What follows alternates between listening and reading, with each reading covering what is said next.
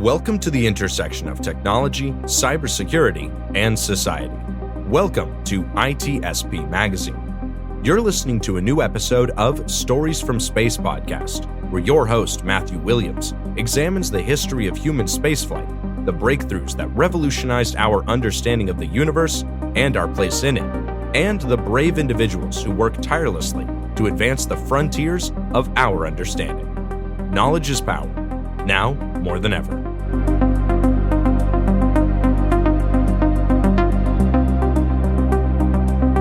The authors acknowledge that this podcast was recorded on the traditional, unceded lands of the Lekwungen peoples. Welcome back to Stories from Space. I'm your host, Matt Williams. Today, we're going to pick up where we left off last time with the history of cosmology. So to recap what we covered last time, we saw how, from the ancient world through classical antiquity and the Middle Ages, right on up to the scientific revolution, our concept of the universe, it grew by several orders of magnitude. It changed immensely. We went from believing that the world was a flat surface or something held up by pillars, a ziggurat, a box-shaped object, depending upon the cosmological tradition you're referring to a sphere, adrift in space, orbited by other spheres in one great big system governed by universal laws. And by the time of Copernicus, we had come to learn at last that the Earth was not the center of it all, that the sun was. And from there, we then learned that our sun was merely one of millions and then billions of suns that were adrift in our galaxy. And where we left off, in the 19th century, humanity was now on the verge of realizing that our galaxy was one of countless galaxies in the universe, and thanks to Einstein, we're on the verge of another major breakthrough where he, like his predecessors, Copernicus, Newton, and Galileo, synthesized so much knowledge that had been accumulated up until that point to show how it all fit together. And this would come in the form of his theories of relativity, which represented a significant challenge to Newtonian mechanics, which had remained canon for about 200 years. But by the 19th and early 20th centuries, we're running into a lot of problems. Now, to break it down, classical Newtonian mechanics essentially stated that the laws of physics were the same in all inertial reference frames, that time and space were both absolute and separate. And it described gravity as an action at a distance, where two objects with mass will feel a gravitational attraction to each other, the strength of which is determined by the mass and the distance, but it is felt instantaneously between the two regardless of distance. Another key factor in Newton's model of the universe was the idea of relativity.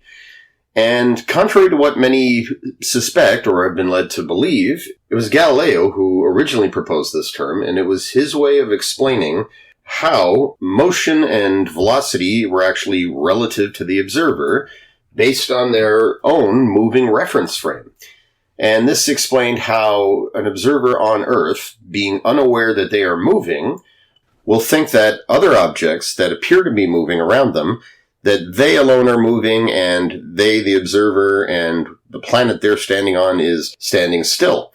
But as Copernicus and Galileo further demonstrated, Earth is moving, its rotation is why the stars are passing through the night sky, and our motion relative to the other planets is why they have the appearance of retrograde motion, or they appear to be speeding up and slowing down during certain times of the year. And Galileo liked to illustrate this with his ship at sea metaphor. If you're on the deck of a ship and it's moving along at a consistent speed, you won't be aware that you are moving. If you drop a ball on the deck, it falls straight down relative to you. If you drop the ball off the side of the deck, though, from a person who's standing on the shore, it will look like the ball is falling in an arc or a parabola, meaning that it's still traveling forward as it's falling down. And if the person on the ship, or on the shore, if it were pitch black and they could only see each other because they're both holding a lantern, and the person on the ship didn't even know they're on a ship, as far as they could tell, the person on the shore holding the light would be the one that was moving, and they were the one standing still. But by the 20th century, problems began to emerge in this, as astronomers were looking farther and farther beyond the solar system and learning the true extent of the Milky Way and the fact that there are other galaxies. And even within the solar system itself, Newton's theories of gravity began to encounter problems. Similarly, Newton's theories could not explain electromagnetic behavior. Scientists had learned at this point by measuring electric current that electricity and magnetism were a single phenomenon, hence the term electromagnetism. They also learned that light was an electromagnetic phenomenon, and that light itself may not be a wave, but it may be composed of particles that behaved in packets of energy rather than a consistent stream, and this gave rise to the term quanta. And they'd even measured the speed of light and determined that it was the same as electromagnetic phenomenon, roughly 300 million meters per second, so extremely fast. They'd also learned at this point that this was an absolute. Nothing in nature moved fast as light did. However, all evidence still suggested that when measuring light, measuring its propagation through space, it behaved like a wave. And one thing that did not make sense, as far as their experiments were concerned, was its speed was constant. It didn't matter if the light source you were looking at was moving towards you or moving away from you, the speed remained the same as measured by the observer. Now, this contradicted relativity because relativity essentially stated that if a distant object is moving, the time that it takes for the light to reach you, your whole perception of their velocity, it should be affected. If the object's getting closer, the light appears to be moving faster. If it's getting farther away, it appears to be moving slower. And why? Because it's taking longer to reach you. And yet, all the experiments said, this does not apply. Light reaches the observer regardless of the motion of the source, regardless of the motion of the observer, no matter what. So scientists were hard-pressed to explain this, and they began looking for explanations in the form of space itself. They said, if light is in fact a wave, and that's certainly how it seems to behave most of the time, and it's traveling through space, then it needs a medium to propagate through. Maybe that medium, the ether of space, or the luminiferous ether, as they called it. Maybe it is speeding light up or slowing it down, and we need to measure that influence. If we can figure out how the ether works and we can explain all this in our physical, cosmological models, they'll all make sense. Unfortunately, all the experiments failed to find any influence of an ether. And in 1905, Einstein would come along and offer an explanation that managed to synthesize a lot of other theories and a lot of other experimental results, and basically said, the experiments are correct, the data is accurate. What we're looking at here is not an effect of space, but perhaps time. And this was based in part on Lorentz transformations, or the work of Dutch physicist Hendrik Lorentz. Now, curiously, Lorentz was also looking at something that Galileo had done pioneering work in, which was the concept of Galilean transformation. Basically, this transformation, it describes how objects moving through space are also moving through time. But it has within it this presumption that the experience, the passage of time, is the same for every observer everywhere. And that motion is what is relative. That whereas two objects can be moving in different directions and therefore perceive each other's motion as different than how it would look if one of them were in a resting frame, their experience of time is identical. However, Lorentz transformations began to consider how, in an accelerating reference frame, two objects can have different perceptions of time. And that how, in that accelerating reference frame, things get sort of compacted along the line of travel, or in the direction of travel. And this specifically applied in his Lorentz transformations to the behavior of light. Einstein was able to resolve and synthesize all this with his field equations and, as always, his use of very helpful, clear metaphors. Much like Galileo had done with his ship, Einstein used the example of a train. Now, if a person on a train is holding a series of mirrors, and light is bouncing up and down, say in a vertical direction for this person, if they could slow the passage of time to the point where they could see the photons themselves moving, they would see these photons bouncing up and down at a consistent speed of 300 million meters per second. Now, to an observer who's watching this train go by, they would see the light bouncing up and down, yes, but the forward motion would mean that the light looked like it was moving in a zigzag pattern. But this is not possible from the point of view of the person on the train. The light is bouncing back and forth instantaneously. So if the mirrors are moving and the light has to zigzag to keep up with them, something has to give. There has to be something that allows the light to catch up for both of these observers to both obtain the same results. And this, Einstein explained, well, if they could check their watches, the observer on the train would notice that his watch was running just a little bit slower than the person observing from out in the field, beside the tracks. In short, the speed of light, as Einstein would then say, is the same in all inertial reference frames regardless of the observer and their relative motion. The speed of light does not change. Our perception of time does. If you put it another way, let's use two spaceships. If they're both in space traveling towards the same star, but one of them is moving at a very slow velocity consistently, while the other is accelerating towards the speed of light, and they get up to, say, a fraction of the speed of light. Now, they will both record the exact same speed from that oncoming light. There will be no difference. But the spacecraft that's accelerating, they're going to notice that the amount of time that has passed for them relative to the other ship was shorter.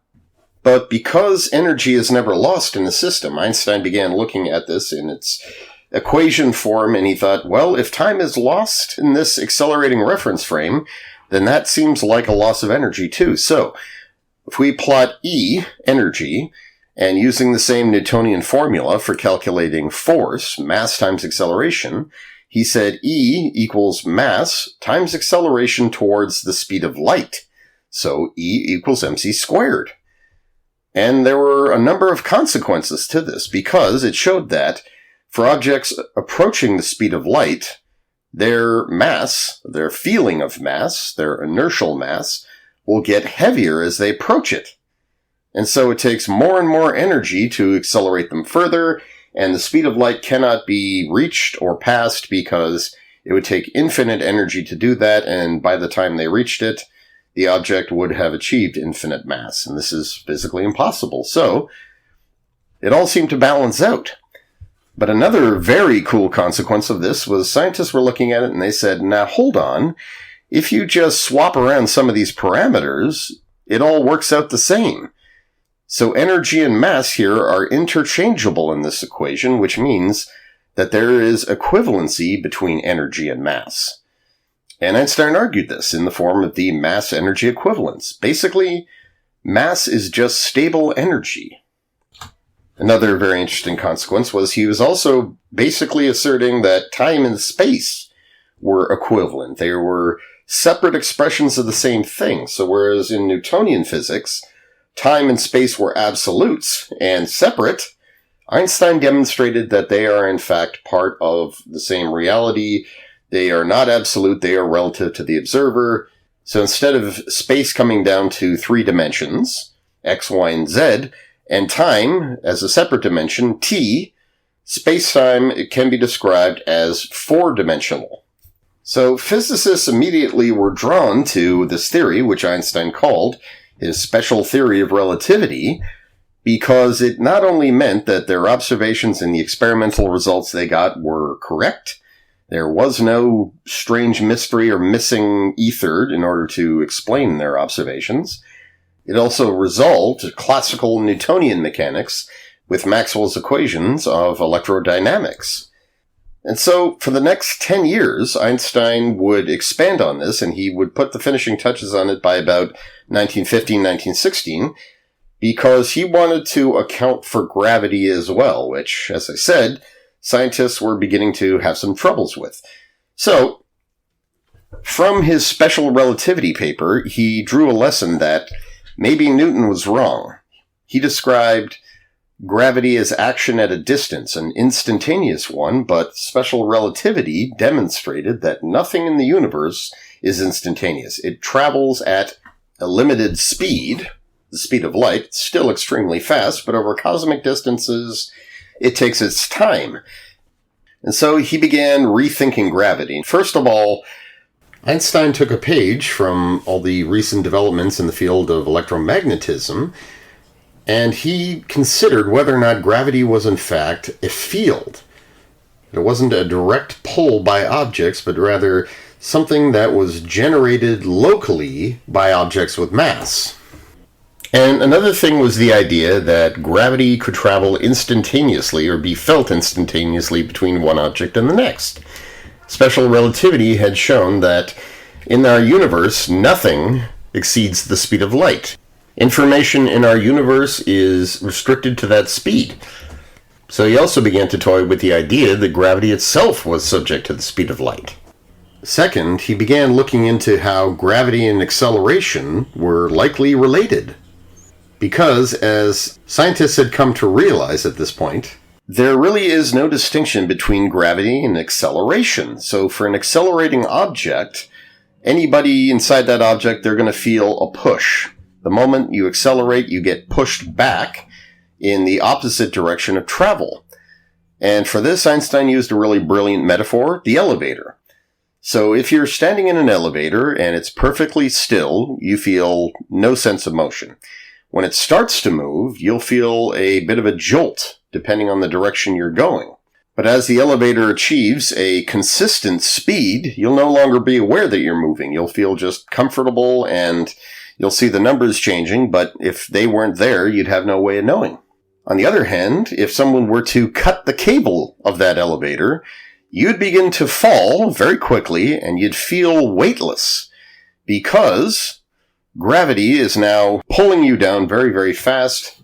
And for the person inside the elevator, that cancels out the sensation of gravity.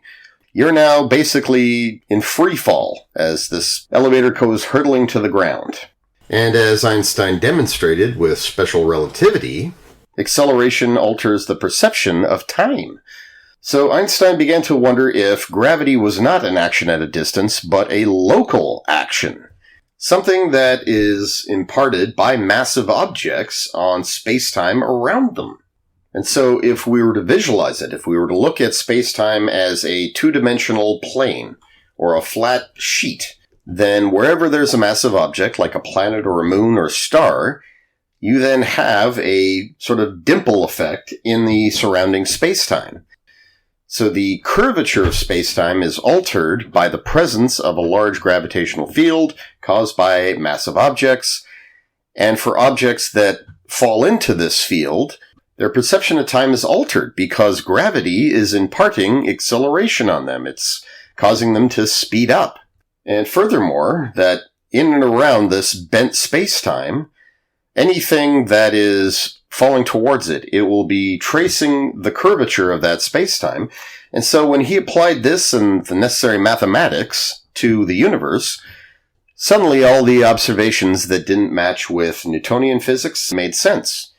In particular, Mercury's orbit around the sun. Scientists had noted that Newtonian mechanics don't account for its long-term orbit, but if we apply Einstein's theory, which was now known as general relativity, then it does. It works out. It comes down to the fact that gravity is pretty much as Newton described it there. It's a force, it's calculable, it's dependent upon mass, but it is not instantaneous, and it's not just two objects pulling at each other. It's objects altering the very fabric of space-time around them. And Einstein summarized this by saying that matter tells space-time how to curve space-time tells matter how to behave. And since 1915, general relativity has been tested 9 ways from Sunday, and it was always verified. Astronomers have noticed that if you observe large massive objects in space, then objects that are behind them, that should be obscured by them, you can actually see the light coming from them because it traces the curvature of that space-time and appears as if it's next to these massive objects. In fact, there's several terms for this, depending upon how the light appears. It can be known as an Einstein ring, an Einstein cross, which are all different types of gravitational lenses. Another key test that proved that Einstein was correct was the use of atomic clocks in space. These clocks would be perfectly synchronized and coordinated with clocks down on Earth. They'd then be sent to orbit, to varying degrees of orbit, at greater and greater distances from the planet. And then their operators would compare what time they had. And they noted that clocks on Earth run faster than clocks on space, and the further away they are from Earth, the faster they will run. However, general relativity would end up having some very serious implications, which Einstein wasn't too fond of. Beginning in 1917, there was what was known as the Great Debate between astronomers, cosmologists, and astrophysicists about the structure of the universe. This coincided with the fact that astronomers were once again looking at what were thought to be nebulas within our Milky Way, and were suggesting that they were in fact galaxies beyond it, and that the Milky Way was merely one of several galaxies in the universe.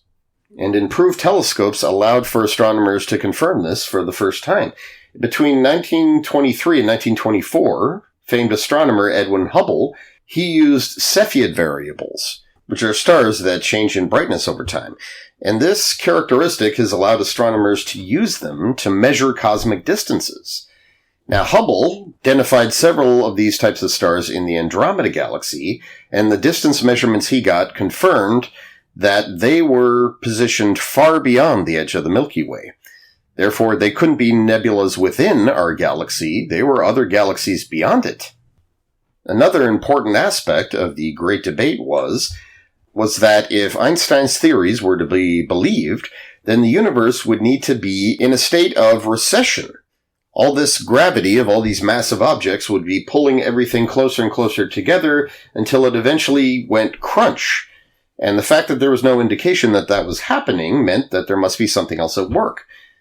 And Einstein proposed a theory which was the cosmological constant.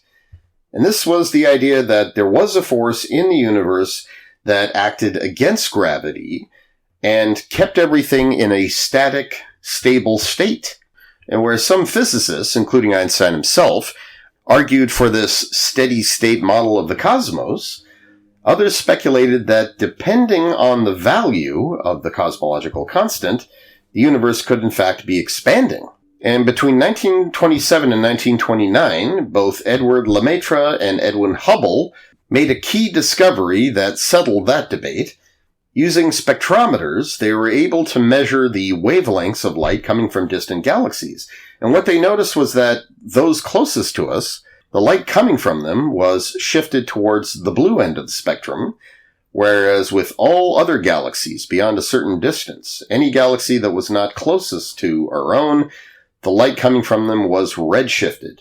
And in accordance with special relativity, light does not speed up or slow down depending upon the motion of the source, but if the space between the source and the observer is expanding, then the wavelength of light itself will expand. And this is what happens with redshift. Red light has a longer wavelength than blue light, and so objects moving away will be redshifted. Those moving closer to us will be blue shifted. And this gave rise to what's known as Hubble's law, or the Hubble-Lemaitre law, which states that the universe is in a state of expansion. Einstein initially didn't like this idea, but when Hubble invited him to his observatory and showed him firsthand that the redshift measurements didn't lie, Einstein dropped the cosmological constant and said, "Biggest mistake of my career." However, the important takeaway was the universe is in fact expanding, and from that, Lemaitre proposed that, well, if the universe is expanding outwards, at some point it had to have been in a much smaller volume of space. And if we trace that backwards, it would mean that the universe began from a single point. And this is where the camps really began to form, because now you had people on one side arguing that the universe began from a single point in space and time, where all matter and energy were compressed down to a single point, and then from there began expanding outwards.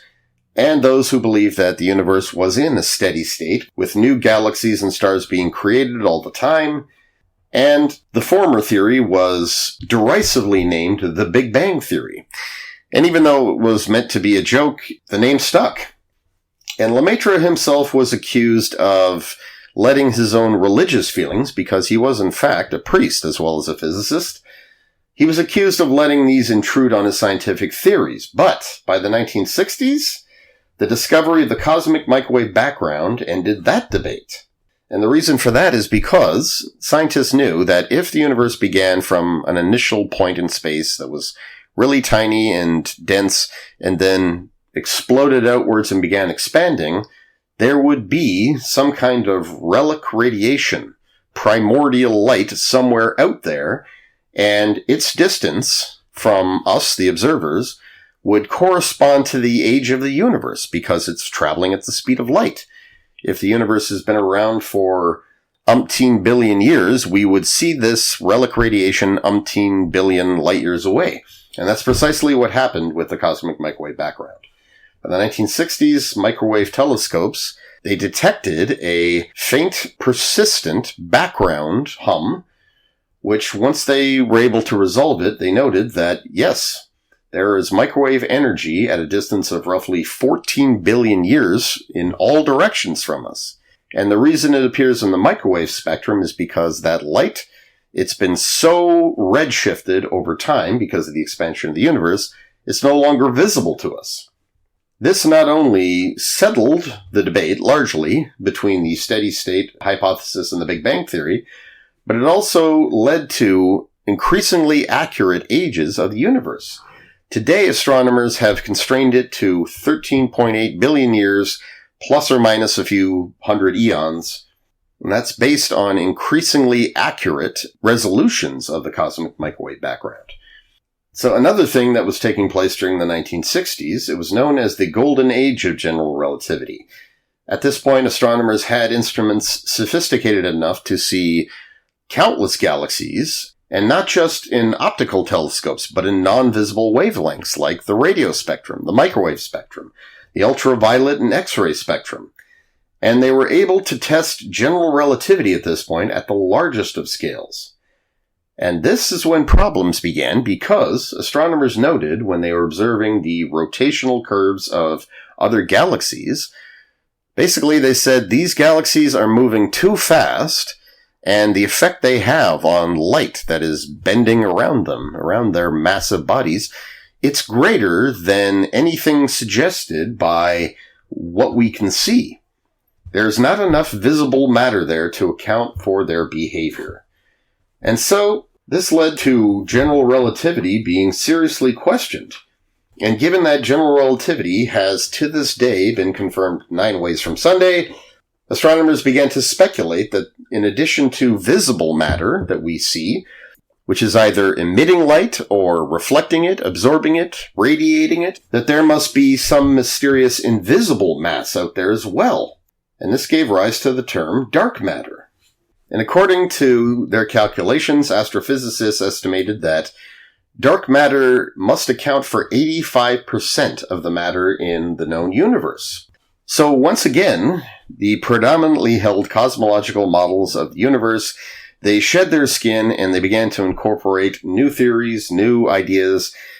In this particular case, it was that if dark matter exists today, well, it must have always been there because it's a key part of gravitation. It must have played a role in galactic evolution. Today, scientists believe that, in fact, dark matter was there from the very beginning, and it played a key role in the formation of the earliest galaxies, and it's gone on to do so ever since.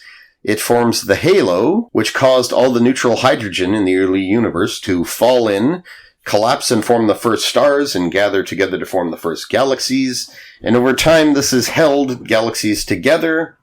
And another very interesting discovery that happened about a decade later, it was the realization that the massive radio source that was coming from the center of our galaxy, which was known as Sagittarius A, with a little star affixed to it, that this massive radio source could actually be a supermassive black hole.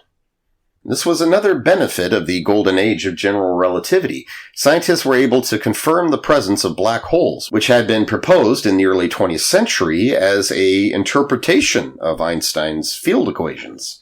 Basically, scientists speculated that there could be an object so massive that the effect it had on space-time that would alter the curvature of space-time to the point of infinity, at which point this pocket of space-time time would stop, and this would be the result of massive stars undergoing gravitational collapse at the end of their lives, but instead of going supernova, shedding off their outer layers and becoming a white dwarf, they instead would collapse to form a black hole.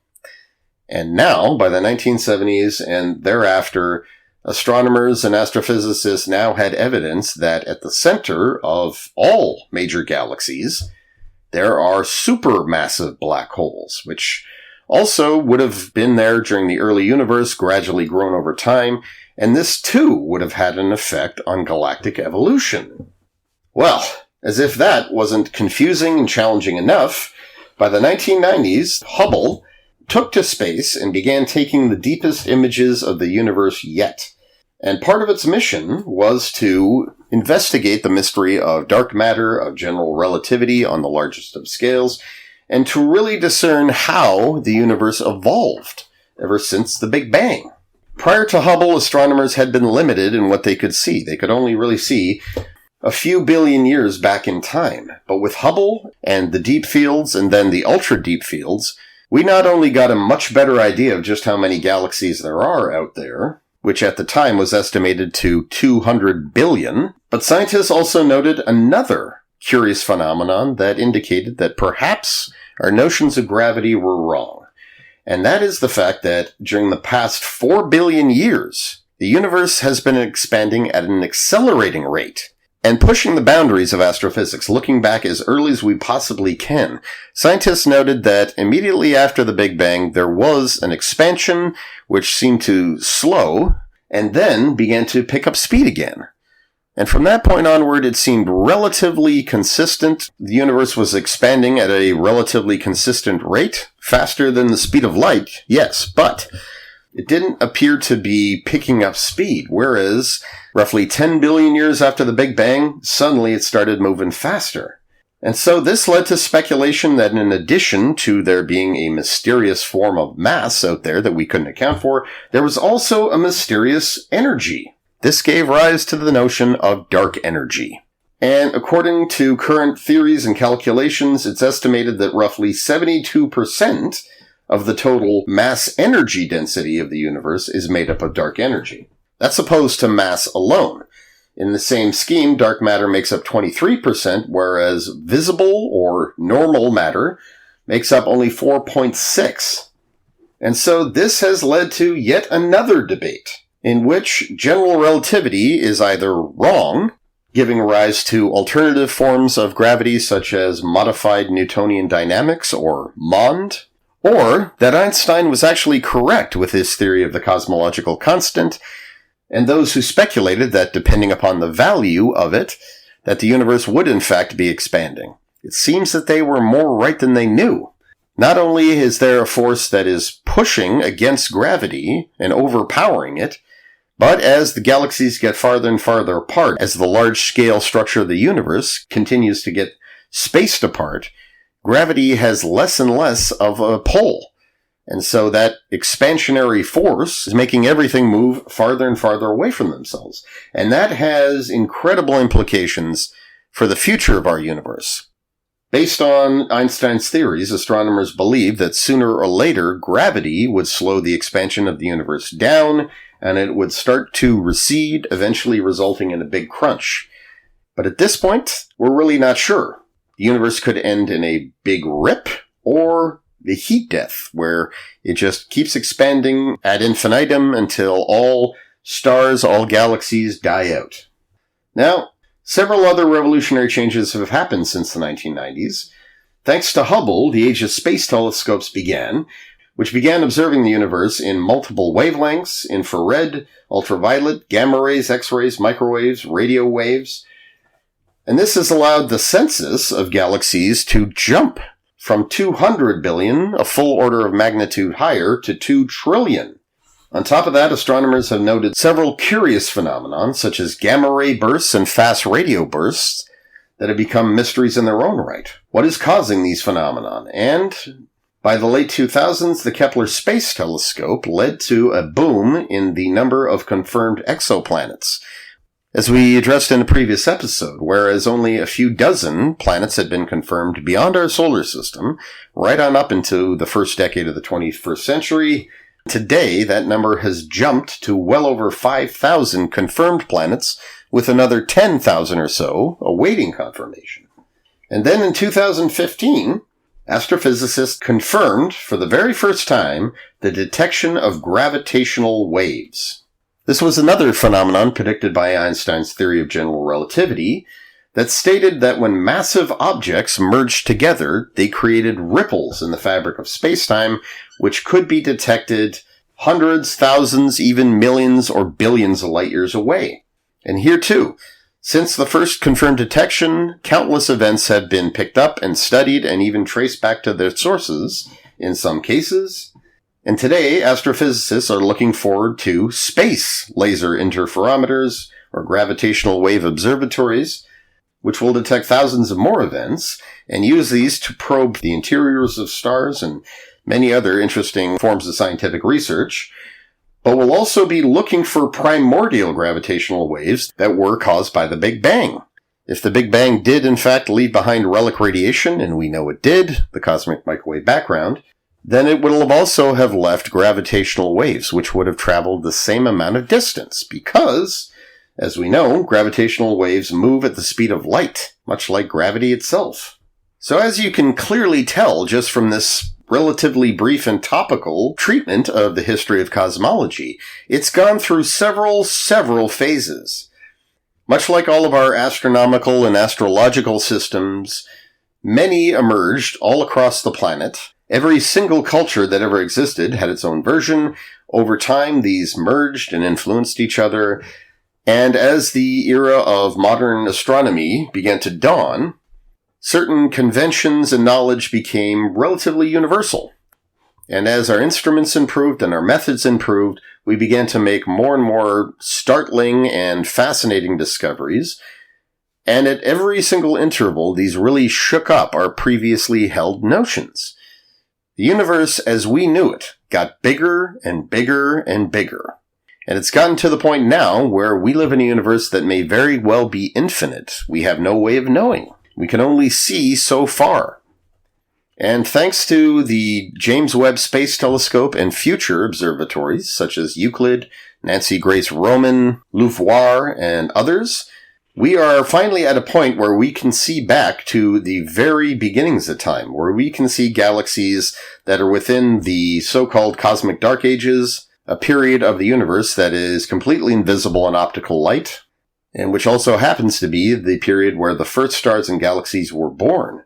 And what these next-generation telescopes are going to do in the coming years is measure and chart how the universe has evolved over time, how it's expanded and changed from those first galaxies, all created shortly after the Big Bang, to form the large-scale structure of the universe we've become familiar with, and how that has changed itself over time, what its ultimate fate may be. And part of the goal here in conducting these in-depth, but also very, very broad observations is to determine the roles of dark matter and dark energy and confirm at last if they do actually exist or if our physics models are in need of adjustment.